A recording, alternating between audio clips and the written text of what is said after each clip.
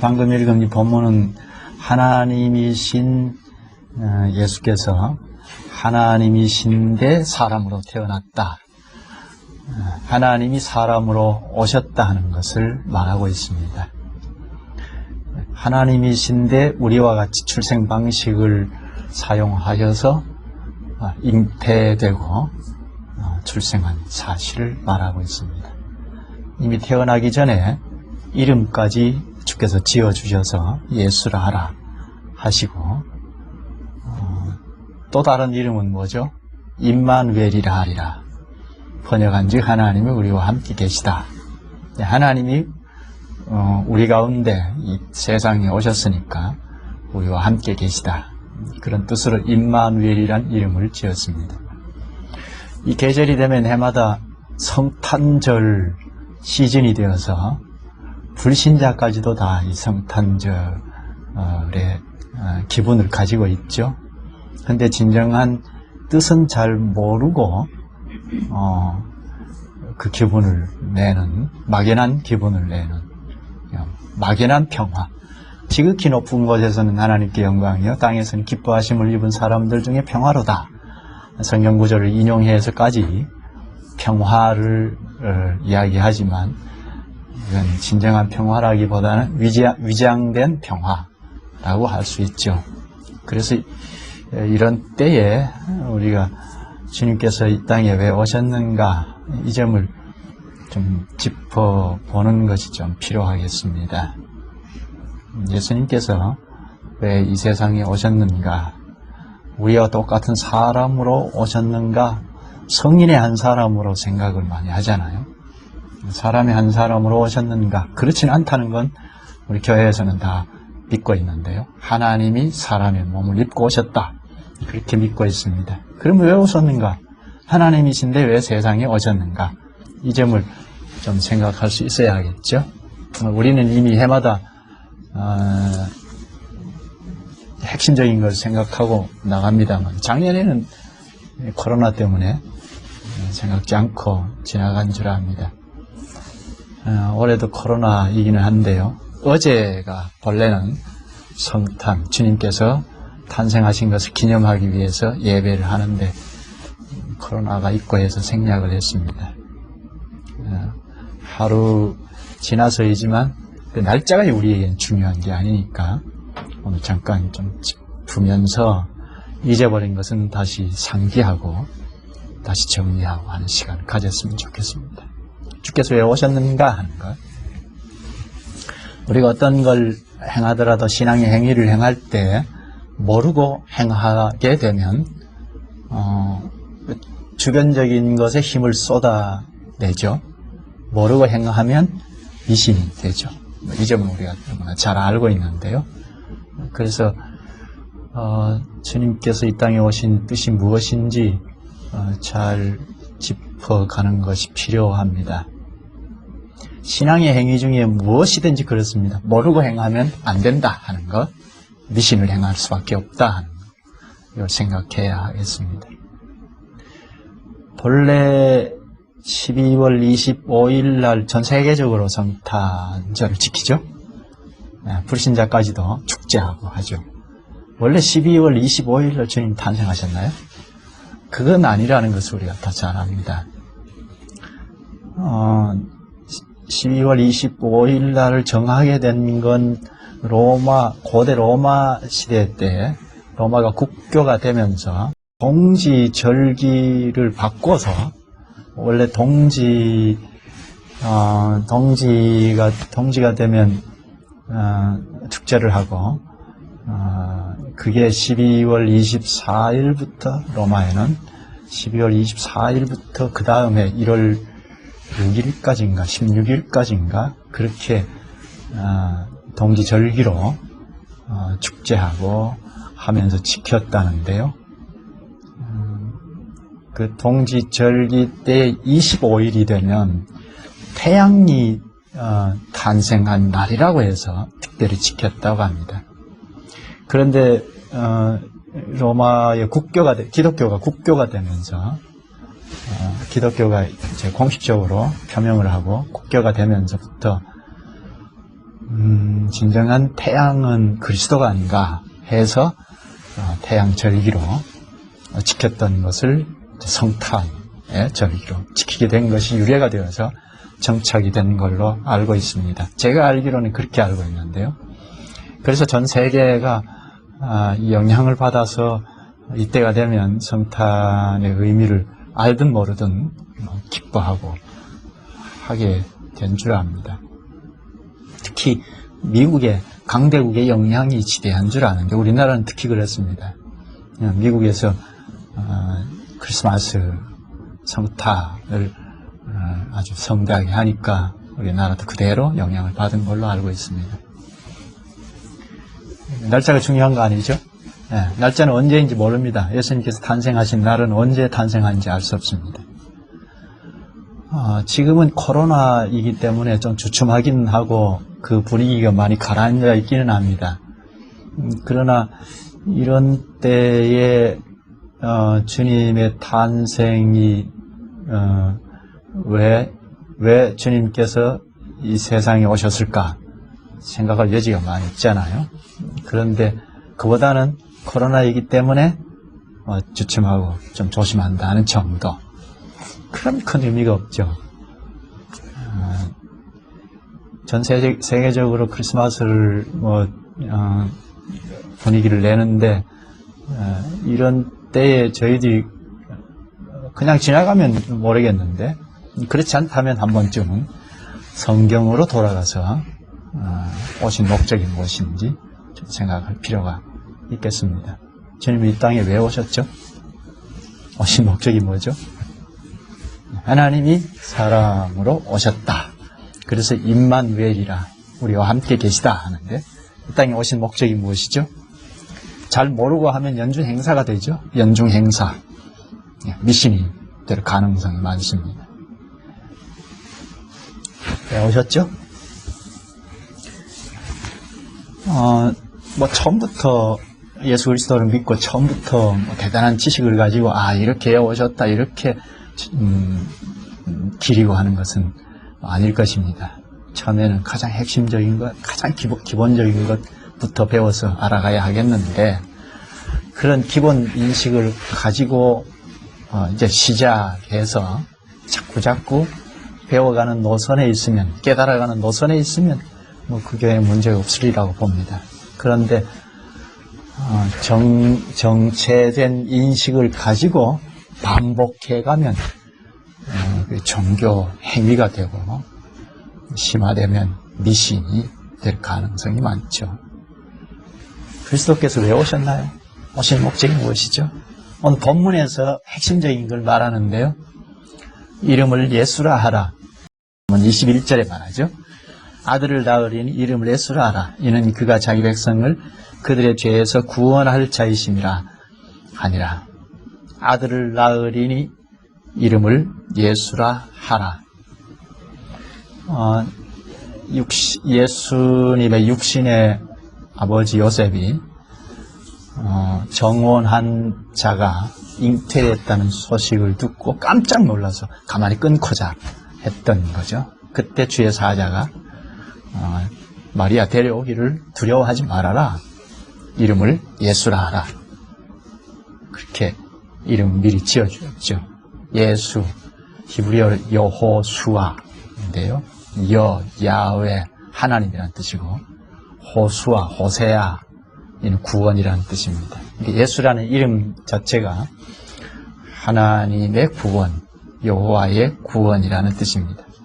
근데 밑에 밑에 풀어서 가르쳐 주죠. 이는 그가 자기 백성을 그들의 죄에서 구원할 자이심이라. 죄에서 구원할 자로 오신다 하는 겁니다. 이게 핵심적인 거, 시작점입니다. 예수님께서 이 땅에 왜 오시는가? 죄에서 구원하시기 위해, 자기 백성을 죄에서 구원하시기 위하여 오신다 하는, 이것부터 이제 시작을 해야죠. 예수를 믿는 사람이면 성탄의 계절이 되면, 이때쯤 되면 예수님이 왜 오셨을까? 그걸 생각할 때 우리를 죄에서 건지시려고 오신 거다, 이걸 생각해야죠. 이건 뭐 우리 한국교회 교인들 대부분이 알 거라고 봅니다. 시작점이라는 거. 왜 근데 하필, 이건 제가 철없을 때 생각했던 건데, 왜 하필이면 죄에서 구원하신다는 건가? 죄가 뭔가? 그런 생각했는데요. 아니, 우리 현실적인 무슨 문제들, 타개해야 할 문제들이 즐비한데, 왜 죄에서 구원하신다는 건가?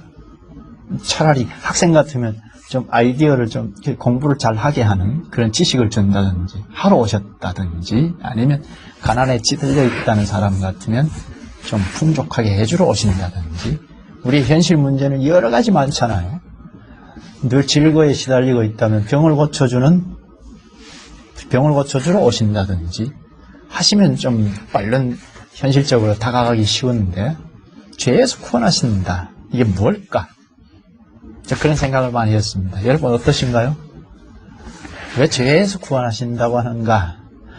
이는 인류의 산재해 있는 현실적인 여러 문제들, 난제들의 근본적인 원인이 죄로부터 시작이 되었기 때문입니다.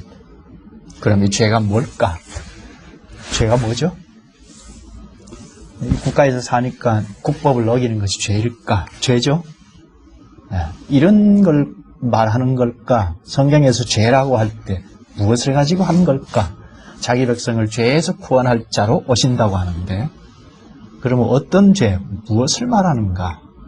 이것부터 좀 알 필요가 있죠? 이제 우리는 창세기 3장으로 얼른 갈 수 있죠. 창세기 3장으로 거슬러 올라가서 보면 금방 알 수 있죠. 우리 몇 시간 전에 생각을 했죠. 창세기 3장을 짚어서 핵심적인 것 생각했죠. 사탄이 하와에게 와서 유혹을 하지 않았습니까? 선악과를 먹지 말라, 먹으면 죽는다 하신 하나님의 말씀이 있음에도 이건 먹으면, 하나님의 말씀이 있는데 그걸 거스리고 이걸 먹으면 하나님 같이 된다. 유혹에 그만 하와부터 넘어갔죠. 근데 문제는 아담이죠. 아담도 함께 구렁텅이에 빠져버렸습니다. 하나님 같이 된다는 그 말씀을 먹으면 죽는다는 하나님의 말씀보다 더 크게 생각하고 선악과를 먹음으로 독립하게 되었습니다. 하나님으로부터 독립했습니다. 하나님 같이 됐으니까 하나님 없어도 이제는 내 인생을 내가 경영하고 살 수 있겠다 한 겁니다. 그게 죄의 핵심이에요. 죄의 핵심은, 성경에서 말하는 죄의 핵심은 내입니다. 내가 하나님 자리를 차지하고 생각하고 말하고 행동하는 내 중심, 이게 죄의 현실이에요. 근본적인 죄의 현실이 뭐냐? 내 중심이라는 겁니다. 이건 예수 그리스도를 믿든지 안 믿든지 내가 뭘 하고 내가 하는 사람은 바로 죄의 현실이구나, 그걸 생각할 수 있죠. 말 배우기를 시작하면서, 어린아이가 태어나면서 말 배우기를 시작하면서부터 이거 내 거야 하고 하잖아요. 우리 익히 잘 아는 말씀인데요. 자기 중심, 이게 죄의 근본적인 현실이라는 것, 내 중심에서 생각하고 말하고 행동하는 한 하나님은 뒤로 밀쳐놓는다 하는 것. 말씀으로 돌아가서 뭘까? 말씀으로 돌아가서 말하고 말씀으로 돌아가서 행동하고 해야 하는데 그렇지 않다는 겁니다. 이게 근본 원인이, 근본 죄라는 겁니다. 요 원인 때문에 창세기 3장에서부터 1장, 2장을 잘 읽어보면 현재 우리 인류가 가지고 있는 현안들, 문제들 하나도 없죠. 생로병사라는 거 하나도 없죠. 1장, 2장은 아무리 읽어봐도 없어요. 근데 3장에 와서부터는 하나님과 독립하면서부터 온갖 문제가 야기되기 시작했죠. 오늘 인류의 여러 현안들, 고난들, 과제들의 근본 원인은 3장에서 시작이 되었다는 겁니다. 이건 하나님으로부터 독립하면서 내가 내 인생을 주장하고 경영하고 살겠다 하는, 이게 제 근본 원인입니다. 이것 때문에 다른 사람까지 주장하고 하려 하죠. 그래서 시기질투, 다툼, 전쟁까지 일어나고 그렇죠. 이게 죄의 근본 원인이다 하는 겁니다. 로마서 5장 12절에 잘 말합니다. 이름으로 한 사람으로 말미암아 죄가 세상에 들어오고 죄로 말미암아 사망이 왔나니 이와 같이 모든 사람이 죄를 지었으므로 사망이 모든 사람에게 이르렀느니라. 죄로 말미암은 걸 핵심적으로 말하는데요. 한 사람으로 말미암아 죄가 세상에 들어왔다. 죄로 말미암아 사망이 왔다. 모든 사람이 죄를 지었다. 모든 사람이 사망에 이르렀다. 핵심을 잘 말하죠. 한 사람이 누구죠? 아담인 것을 우리가 잘 압니다. 아담이 죄를 지음으로 사망이 왔다는 겁니다. 죄가 세상에 들어왔고 죄로 말미암아 온갖 문제가 야기되었고 그리고 결국에는 사망이 임한다 하는 겁니다. 이 한 사람, 그 최초 사람 아담의 문제가 왜 인류에게까지 영향이 미쳐졌을까 하는 것, 우리는 이걸 잘 알 수 있죠. 아담은 처음 지음받을 때 하나님께서 인류의 총대로 지으셨다는 겁니다. 그냥 한 개인으로 지으신 것이 아니고 개체 인간 인격체를 지으신 것이 아니고 이 지은 아담으로부터 오는 만 인류의 씨앗 상태로 지었다는 겁니다. 대표자로 지었다는 겁니다. 총대로 지었다는 겁니다. 그러니까 씨앗으로 생각하면 좀 쉽죠. 씨앗이 결함을 가지고 있으면 이제 발화가 되어서 잎이 나고 줄기가 나고 큰 나무를 형성하고 꽃이 피고 열매를 맺어. 또 씨앗의 결함은 온 나무에 영향을 끼치죠. 그처럼 인류의 시조 아담이 씨앗 상태로 오고는 모든 사람의 씨앗 형태로 지으셨으니까 이 씨앗 형태가 결함을 가지고 있었단 말입니다. 하나님 없다 하는 자기 중심이라는 결함. 그러니까 아담으로부터 오는 만인류가 다 자기 중심인 겁니다. 그렇죠? 이건 누구든지 부인할 수 없죠. 자기 중심. 내가 생각하고 말하고 행동하는데 라는, 이건 부인할 길이 없죠. 이게 죄의 근본이 현실이 이것이구나 하는 걸 금방 알 수가 있습니다. 하나님 없다 해도 우리가 죄인이다. 어떻게 아느냐? 현실은 자기 중심이라는 것. 성경은 죄는 그렇게 말하고 있습니다. 하나님께서 원래 아담을 지으셨을 때 오고 오는 모든 인류가 함께 한 사람처럼, 그리스도의 사람이죠. 이걸 신약에 와서 사도들이 교회라고 하잖아요. 그리스도의 몸이다. 그러니까 몇 사람이 되었던지 전부 그리스도에게 연합이 되어서 한 사람, 그리스도의 한 사람을 이루는 것을 목적하고 목표하고 아담을 지었다는 겁니다. 그러니까 우리는 아담으로부터 오는 모든 인류는 최초 하나님의 작정은 다 개인 인격체를 가지고 있으나 마치 우리 신체처럼 한 분자로 여러 사람이 인류가 다 한 분자로 연합이 된, 유기체처럼 연합이 된 사회를 구성하는 것을 작정하고 지으셨다는 겁니다. 근데 아담이 독립을 선언함으로 이제는 다 개인주의로 돌아서 버리게 된 거죠. 이게 죄의 근본이다 하는 것, 죄의 근본은 자기 중심이다 하는 겁니다. 이게 하나님으로부터 떨어져 나오는 거죠. 지금까지 인류 역사에서 다 평화를 외치고 우리 싸우면 안 된다, 전쟁하면 안 된다 하고 외치고 있습니다. 그래서 유엔 기구체까지 형성하고 있지 않습니까? 그런데 진정한 평화가 한 번도 없었죠. 인류 역사에서 진정한 평화가 한 번도 없었습니다. 왜죠? 죄의 근본인 자기라는 거, 이걸 해결하지 않고는 다 위장된 평화일 뿐입니다. 그럴듯한데, 참 부러워할 만한데, 들여다보면 자기라는 게 항상 있다는 겁니다. 자기라는 게 손상이 되면 그 평화는 아닌 것이 다 드러나죠. 이 죄의 근본을 해결하시기 위하여 주님께서 오셨다는 겁니다. 예수님께서 마태복음 20장 28절에서 말씀하십니다. 인자가 온 것은 섬김을 받으려 함이 아니요 도리어 섬기려 하고 자기 목숨을 많은 사람의 대속물로 주려 함이니라. 대속물, 너희 죄를 대속하러 왔다는 겁니다. 이 대속물, 이건 노예를 해방시켜주는 대가로 지불하는 돈을 말합니다. 속전이라고 하기도 하는데요. 이것을 딱 차용해서 쓴 겁니다. 예수님께서 죽음으로 오셨다는 거죠. 죽으러 오셨다는 거죠. 택자들을 죄에서 건지시기 위하여, 그러려면 이 택자들의 죄를 해결해야 하니까 어떤 방법이 없으니까 하나님이신 사람으로 오셔서 십자가에 죽으셔서 죄를 해결해 주셨다는 겁니다.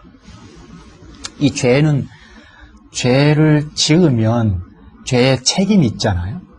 죄의 책임 때문에 형벌을 가하죠. 죽음이 오는 거죠. 그리고 또 하나가 있죠. 죄의 책임뿐만 아니라 죄의 오염이 된 것. 죄의 오염이 된 것. 마치 마약에 중독이 되면 마약을 탁 끊어버렸다고 해결된 것이 아니죠. 한번 중독이 되면 또 하고 싶어지는 있죠. 이게 한번 오염이 됐다는 겁니다. 그러니까 죄에 한번 오염이 된 상태라서 이 땅에 있는 동안은 누구나 불문하고 죄에 연루될 가능성이 있다는 겁니다. 죄를 지을 가능성이 있다는 겁니다. 왜죠? 죄에 물들어 있기 때문입니다. 이것도 십자가에서 해결해 주셨다는 겁니다. 그러니까 그리스도를 잘 배워서, 십자가의 대속부터 잘 배워서 깨달으면 자유를 얻을 수 있죠. 죄의 책임뿐만 아니라 죄의 오염에서부터도 자유를 얻었다 하는 겁니다. 이를 해결하시기 위해서 주님께서 오셨다는 겁니다. 자, 그러면 이제 과제 하나를 가져야 해요. 우리가 하나를 배우면 이거 왜일까? 그러면 다 해결되는 건가? 이런 과제를 좀 가질 필요가 있습니다. 그렇지 않으면 한 발짝 더 나가지 못하죠. 죄사함 받았어.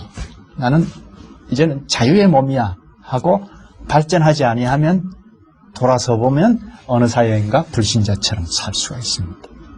이 크리스찬이 크리스찬이 말씀에서 정지가 되면, 더 발전하지 못하면 불신자보다 더 못해요. 그런 경우 우리가 흔히 보지 않습니까? 죄에서 자유를 얻게 하셨어요. 너 이제 자유다 하셨어요, 하나님께서. 그럼 마음대로 살아도 됩니까? 마음대로 살아도 돼요? 세상으로부터 또 그 배후에 사탄으로부터 자유를 얻는 것이 사실입니다. 죄의 책임, 죄의 오염으로부터 자유를 주신 것은 사실입니다. 그런데 갈라디아서 5장 13절에 잘 말합니다. 형제들아, 너희가 자유를 위하여 부르심을 입었으나 그러나 그 자유로 육체의 기회로 삼지 말고 오직 사랑으로 서로 종노릇하라. 왜 이런 말씀하셨어요? 구원으로 말하면 구원의 시제를 성경에 잘 보면 이미 구원 얻었다. 이제 세상과 다 끝났다. 그렇게 말하는 데가 있는가 하면 아직 구원을 이루어가라 한 데도 있고 저 미래의 구원을 이야기하기도 합니다. 그처럼 우리가 자유의 몸이 되었다. 그러면 죽음 저 너머 세상 영광의 나라로 데려가 버려야 하잖아요. 이 땅에 남겨주셨단 말입니다. 이 땅에 남겨두신 한 우리는 죄에 한번 오염이 된 이 자체가 있기 때문에 자유롭다가도, 그러니까 그리스도 안에 연합이 되어서 살면 자유롭다가도 본성은 아직 묻어 있어서, 오염된 건 아직 묻어 있어서 돌아서면 불신자처럼 행동하게 되어 있습니다.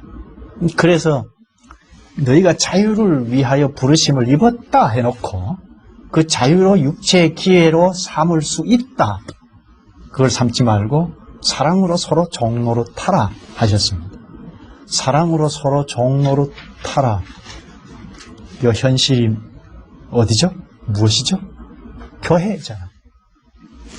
교회를 말하죠. 종로로 타는 현장은 교회입니다.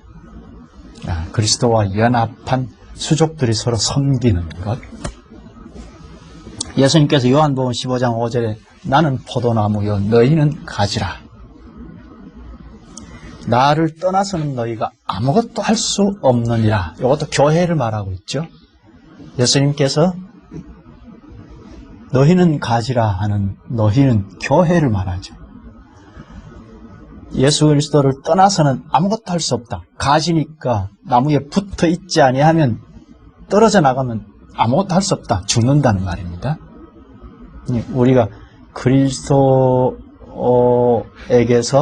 떨어져 나오면 의미가 없는 거라는 말입니다. 그건 다 그리스도와 연합이 된 지체라서 그렇죠. 이게 교회이죠.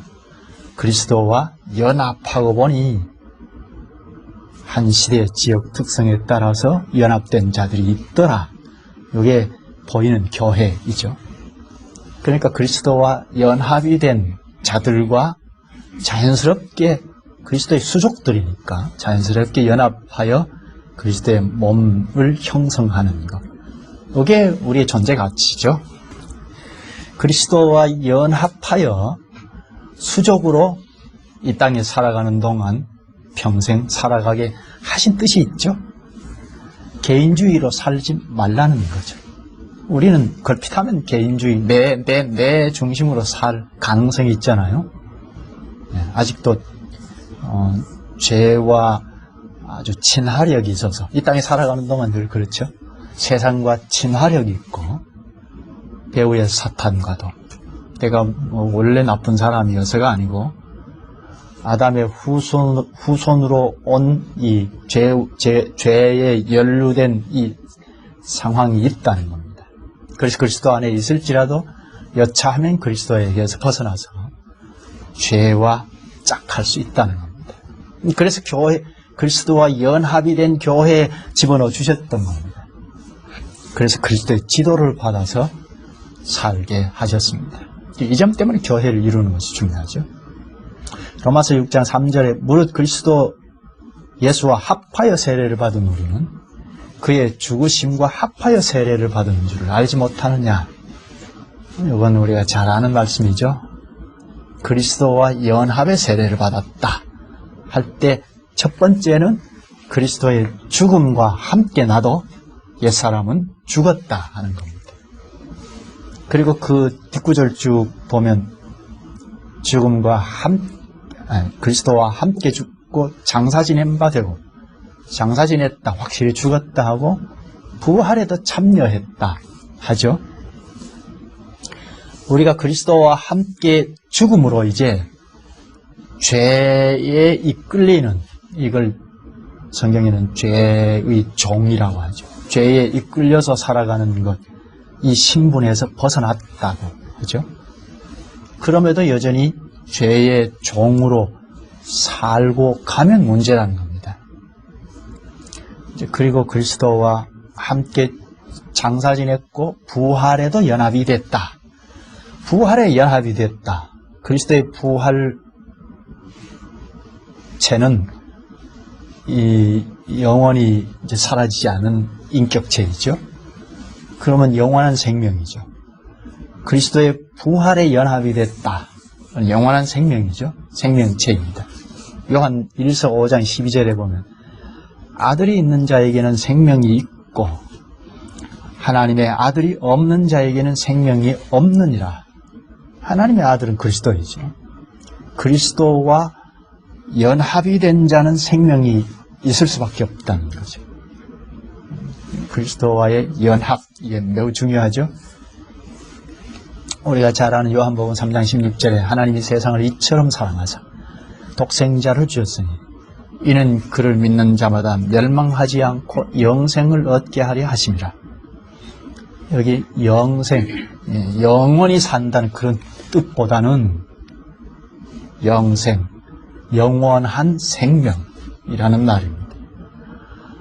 그리스도를 믿음으로 영원한 생명을 우리에게 주셨다 할 때 이건 호주머니에 쏙 집어넣어 준 것처럼 하셨다는 것이 아니고 그리스도의 생명을 주셨다, 영원한 생명을 주셨다. 이것은 그리스도와 연합했기 때문이라는 말입니다. 그리스도와 영원한 생명체이신 그리스도와 접붙여졌으니까 영원한 생명이라는 겁니다. 예수님께서 오신 목적이 무엇이냐? 우리를 죄에서 건지시기 위함이다 하는 것. 첫째고, 이게 시작이라는 겁니다. 그러면 자연스럽게 그리스도와 연합시키신다 하는 것. 그리스도께서 우리를 죄에서 건지시고 너 맘대로 살아라 하신 것이 아니고 그리스도에게로 신령하게 연합시켜 주신다는 것. 이게 현실적으로는 교회라는 겁니다. 그리스도와 연합한 교회에 내가 속한다는 겁니다. 이건 내 개인, 내 주체를 그대로 가지고 교회로 연합하는 것이 아니고 그리스도의 수족으로 연합하는 겁니다. 그럼 교회가 그리스도의 몸이라고 했으니까 우리가 수족으로 연합하여 나도 이 교회의 어떤 수족으로 참여한다는 겁니다. 그럼 교회가 뭔지 잘 알아야죠.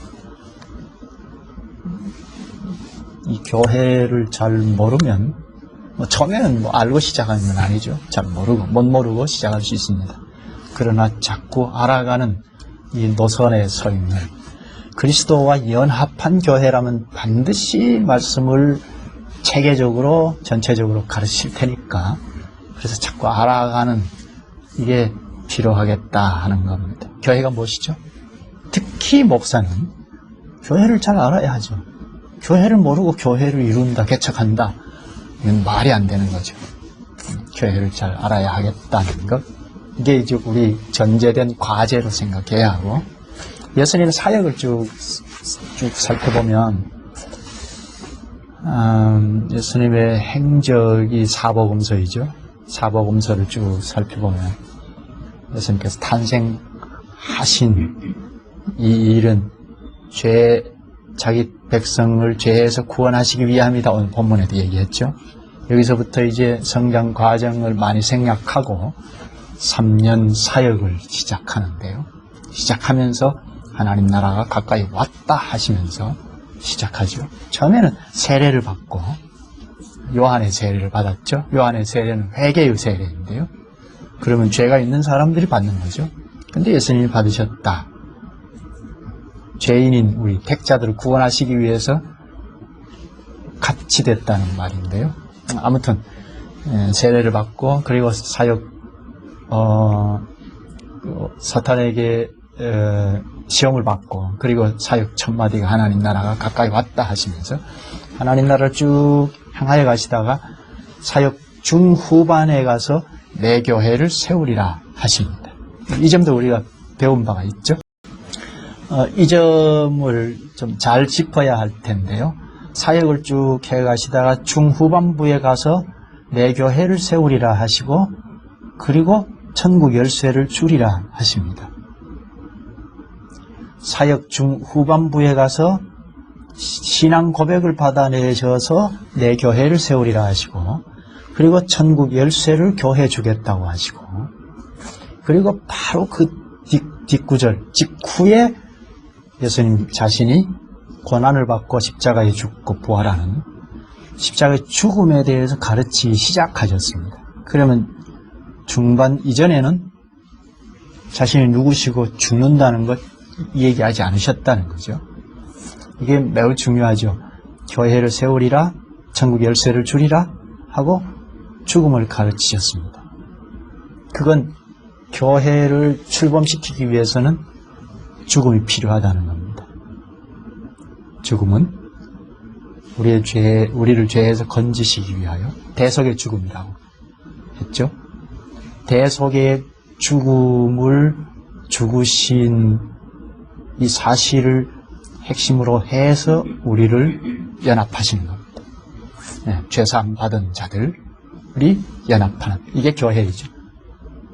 사도행전 2장에서 교회를 출범시키시죠. 교회를 출범시키실 때를 잘 보면 예수님께서 3년 사역을 끝내고 십자가에 죽으시고 부활하시고 그리고 한 40일간 하나님 나라 도리를 다 가르치시고 하늘에 오르셨죠. 그리고 10일 후에 성령 하나님을 보내신다는 약속을 지키셨죠. 성령을 보내셔서 불러 모으시죠.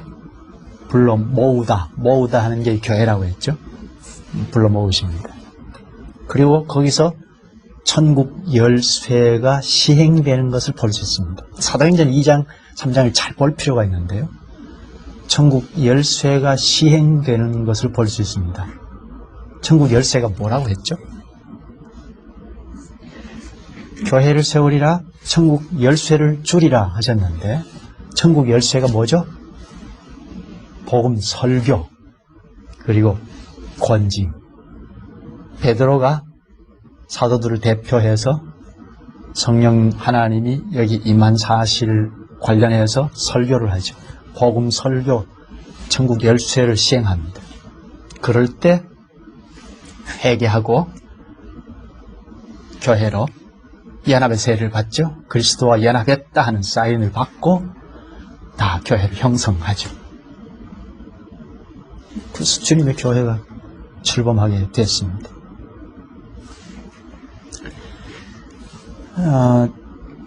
복음 설교 말씀을 전하자 그 말씀을 듣고 배후에는 이제 성령께서 인식을 바꾸시고 중생케 하시고 다른 말로 재창조하시고 다른 말로 그리스도와 연합하셔서 그 사인으로 세례를 받고 형성하게 되었습니다. 그리스도를 머리로 한 연합체가 구성이 된 겁니다. 그러니까 복음 설교가 중요하죠. 우리 교회 함께 하자 해서 개척하는 것이 아니고 하나님의 말씀이 전해지고 그 말씀에 연합이 된 자들, 복음 설교로 교회를 형성한다는 겁니다. 그러니까 말씀을 가르치고 배우고 한 데서 돌이켜서 교회가 형성이 되는 겁니다. 그럼 이 교회가 뭐냐? 교회가 뭐냐? 이것도 알아야 하죠. 첫째는 그리스도와 연합한, 그리스도와 연합했으니까 하나라는 것, 이게 교회입니다. 10명이 모여도 하나라는 것. 10명이 모이니까 10개가 아니고 100명이 모이니까 100개가 아니고 자칫하면 다 자기 나름의 교회관이 다 있어요. 자기 교회가 있어요. 그러면 100명이 모이면 100개가 있죠. 100개가 되죠. 이건 하나가 아니죠. 누가 틀려도, 누가 잘못돼도 잘못된 거죠. 다 잘못되다든지. 고린도전서 12장 12절 13절에 아주 분명하게 말하는데요.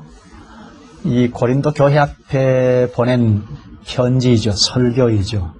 분열을 거듭하는 고린도 교회를 향해서 몸은 하나인데 많은 지체가 있고 몸의 지체가 많으나 한 몸임과 같이 그리스도도 그러하니라. 우리 신체를 비유해서 몸에 많은 지체가 있다. 하나다. 그리스도도 그러하다. 우리가 유대인이나 헬라인이나 종이나 자유자나 다 한 성령으로 세례를 받아 한 몸이 되었고 그리스도의 몸이 되었다는 겁니다. 또 다 한 성령을 마시게 하셨느니라. 누구든지 여기 대표로 유대인이나 헬라인이나입니다. 당시 유대인과 헬라인은 천지 원수지간 도무지 하나가 될 수 없어요. 누구든지 도무지 하나가 될 수 없는 절천지 원수라 하더라도 성령으로 세례를 받아 한 몸이 되었고 합니다. 한 성령으로 세례를 받아 한 몸이 되었다. 이건 그리스도의 한 사람이라는 거죠. 어째서 한 몸이 되었느냐? 성령을 마시게 하셨느니라. 이건 성령으로 세례를 받았다는 겁니다. 이건 사인으로 받는 물세례와는 이전이죠. 이미 성령 하나님께서 재창조 사역을 하신 걸 말하죠. 성령으로 세례를 받았다는 겁니다. 중생했다, 재창조됐다. 새 생명으로 거듭났다. 이 같은 말을 각도에 따라서 달리하는 건데요. 천국 백성이다. 이것도 같은 말이죠. 그리스도와 연합했다. 이것도 같은 말입니다.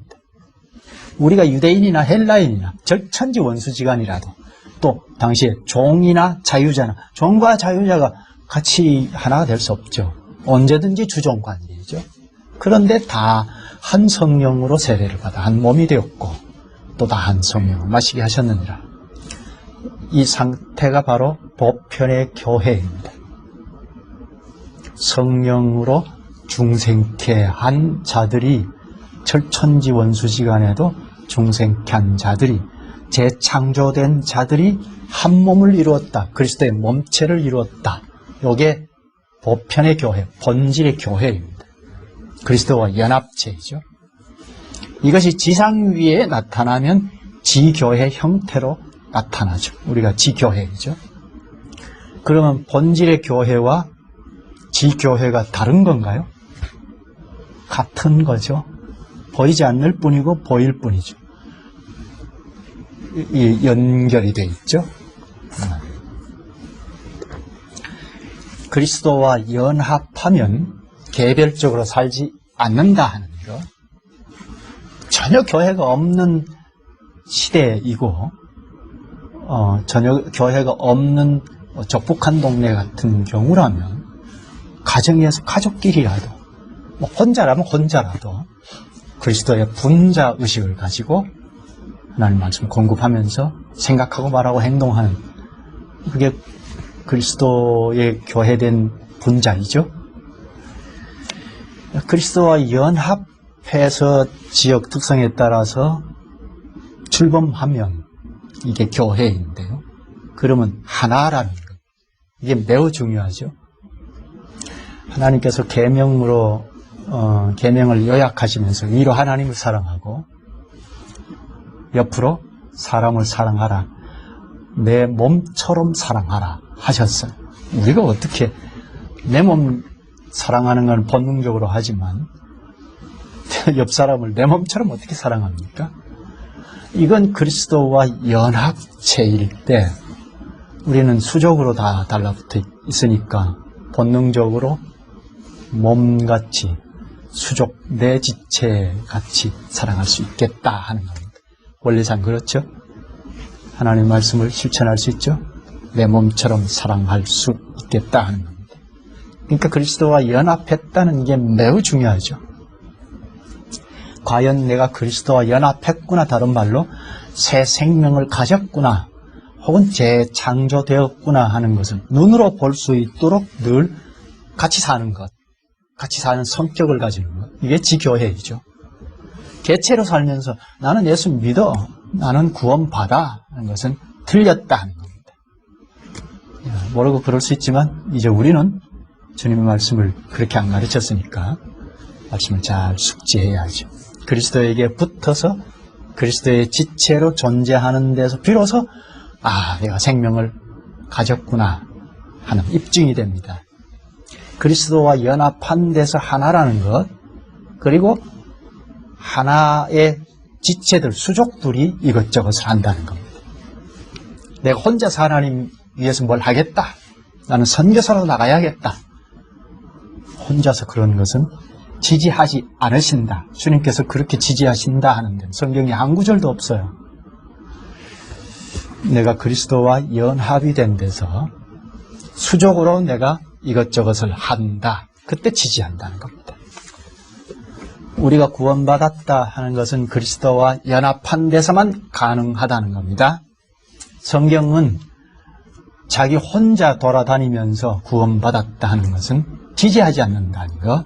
아무리 많이 모인 교회라 하더라도 모래알처럼 모여 있다면 그건 그리스도의 생명체가 아니라는 겁니다. 살았다가 아니라는 겁니다. 사대교회와 같죠. 요한계시록 3장 1절에 말하죠. 살았다 하는 이름은 가졌으나 실상은 죽은 자라. 죽었다. 그리스도와 연합이 안 됐다는 겁니다.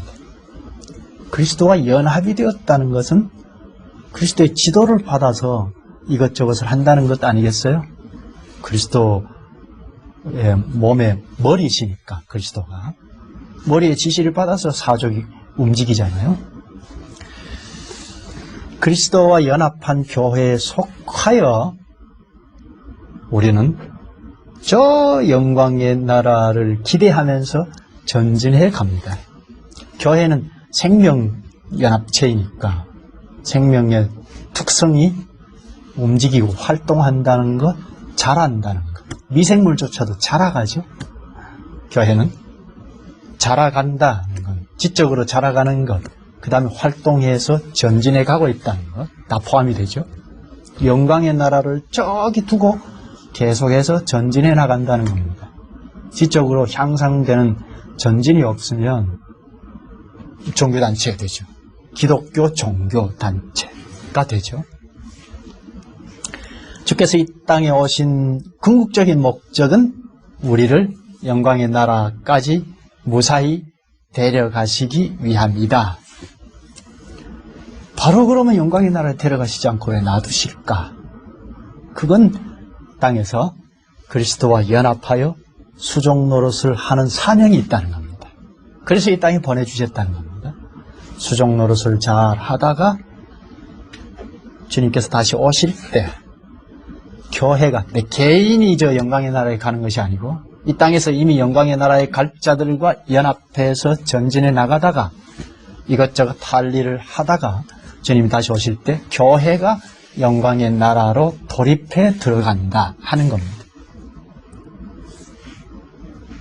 예수님께서 마가복음 1장 15절에 때가 찼고 하나님 나라가 가까이 왔으니 회개하고 복음을 믿으라. 사역 1000마디가 하나님 나라가 왔다. 회개하고 복음을 믿으라 하셨습니다. 그 현실이 교회라고 했죠. 사도행전 2장에서 딱 교회가 출범하면서 아 하나님 나라가 여기 왔다 하는 것을 다 실감을 했던 거죠. 교회가 하나님 나라다는 것. 그렇다면 저 영광의 나라는 뭔가요? 이 땅에 하나님 나라가 도래했어요. 영광의 나라하고 별개인가요? 연관이 돼 있죠. 이 땅의 하나님 나라는 영광의 나라에 비교해서는 결함이 있으니까 은혜의 나라라고 구분을 하는데요. 하나님께서 은혜로 보호하시고 경영해 가시는 거기에 발맞춰가는, 그래서 은혜의 왕국이라고 합니다. 그렇다면 저 영광의 나라와 별개의 나라는 아니고 이미 영광의 나라에 갈 자들이 여기서 시작해서 가고 있다는 겁니다. 그러면 이미 하나님 나라 백성이다 하잖아. 이미 하나님 나라 백성이다. 아 몰라 죽어봐야 알아 하는 건 이건 잘못된 거죠. 이 땅에서 결정이 나는데 골로새서 1장 13절에 우리를 흑암의 권세에서 건져내사 그의 사랑의 아들의 나라로 옮기셨으니, 이것도 교회를 말합니다.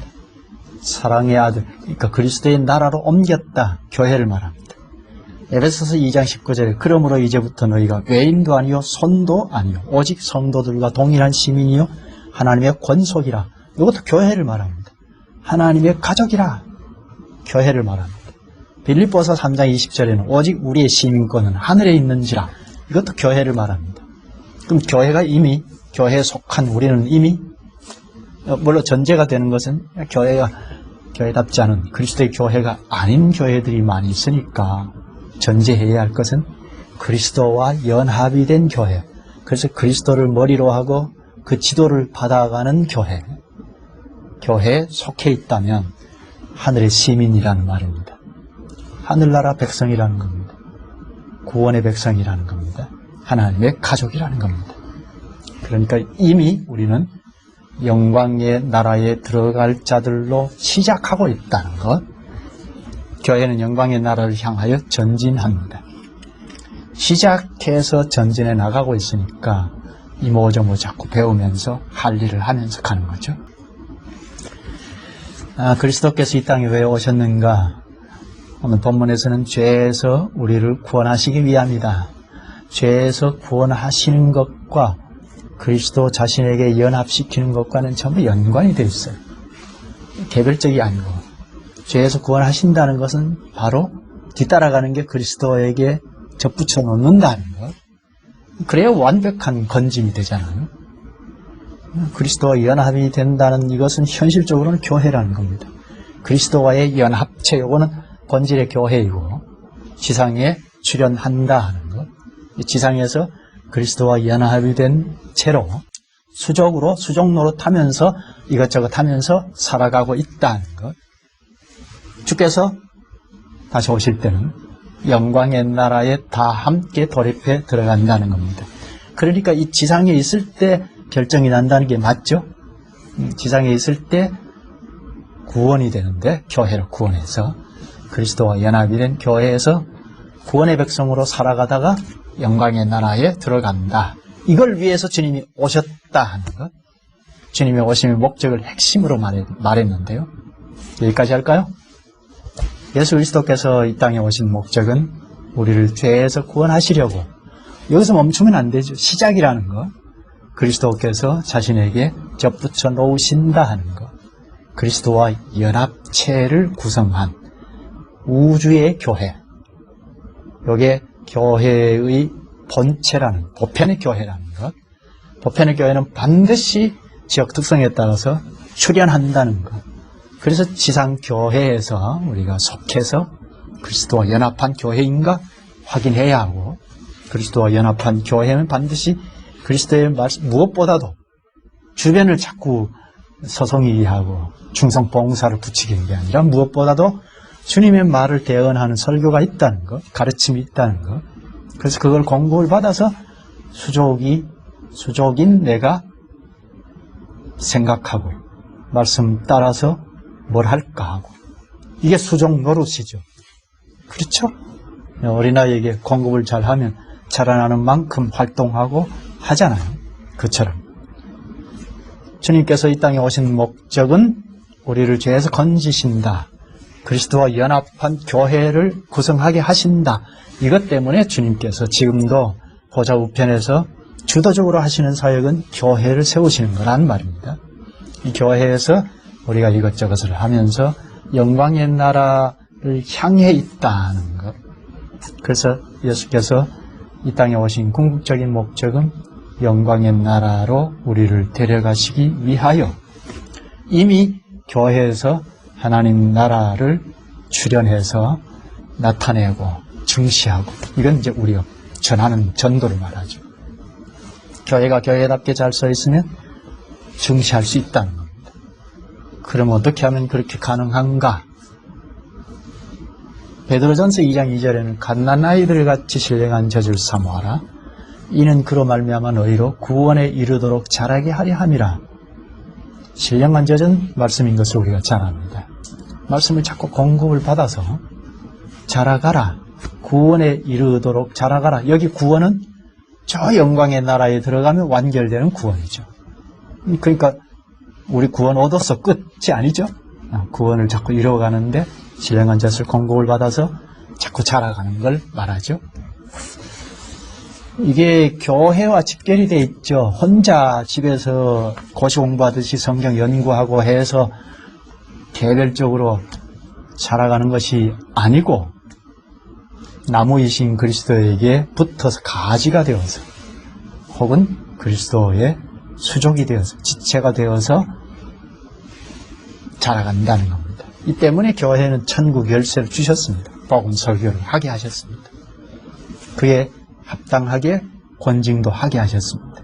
우리가 엇나갈 수 있으니까 바로 잡기 위해서 권징을 하게 하셨습니다. 그렇게 자라가는 만큼 이것저것을 하는 거죠. 시대 앞의 사명도 감당하게 됩니다. 그러니까 기독교가 무엇이죠? 착하게 삽시다. 예수 믿으니까 사랑합시다가 아니라는 거죠. 그건 종교이죠. 어떤 종교에서도 그 정도는 하잖아요. 우리는 도덕 군자가 되는 게 기독교가 아니고 그리스도에게 연합이 되어서 자꾸 공급을 받는 것, 공급을 받아서 수적으로 이것저것 사는 것.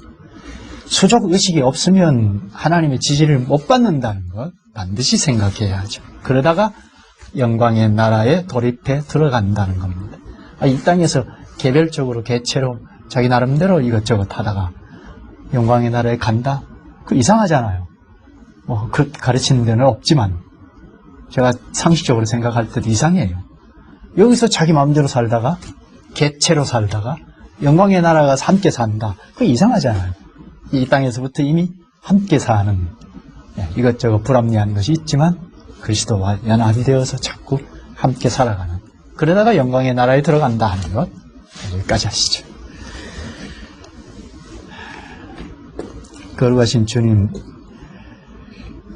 주님께서 예수 그리스도를 이 땅에 보내주셔서 십자가에서 죄를 사하시고 그 그리스도와 부활에도 참여하여 부활의 생명을 발휘하며 살도록 저희들에게 오늘도 날마다 말씀을 가르쳐 주시니 감사합니다.